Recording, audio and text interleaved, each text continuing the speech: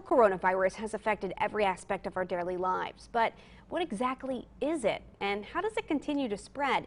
Can we distinguish it from other viruses? Our meteorologist Christy Shields spoke with an expert at Penn State Health to learn more about the virus behind the pandemic. COVID-19. It is something that has impacted every one of our lives. We've changed the way we work, live, and spend our free time. But what exactly is it? We went to expert Dr. Jessica Erickson, who is an assistant professor of pediatric infectious diseases at Penn State Health, to find out what exactly is a virus. Viruses are essentially pieces of genetic material, DNA or RNA, that's wrapped up in protein.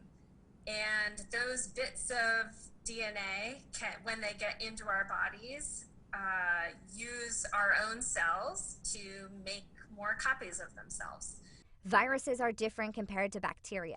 A virus needs a host like a person, plant, or animal to survive, while bacteria is a single-celled organism. Both bacteria and viruses can quickly spread.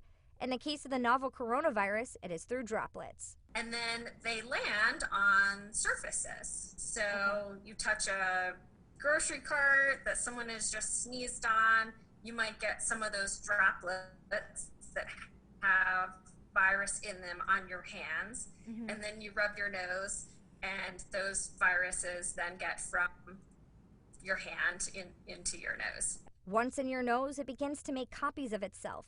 The novel coronavirus spreads like any other respiratory virus, but it is having a dangerous impact on our lungs compared to the flu or a common cold. So it can very easily pass from one person to the next person to the next person, and there's nobody who's already immune to stop that chain of spread throughout the community. So that's the biggest thing. To stop the spread, we can continue to take precautions that are in place until a successful vaccine is created, which can take quite a bit of time.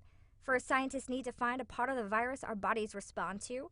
Next, you have to make sure it is a part of the virus that will trigger our immune systems, but in a safe way. Then you have to hope the virus does not mutate.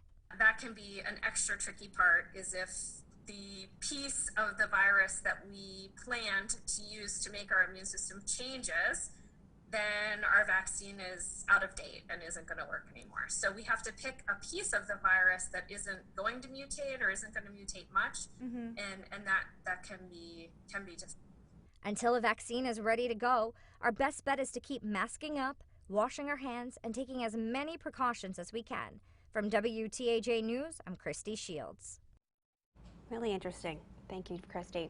Residents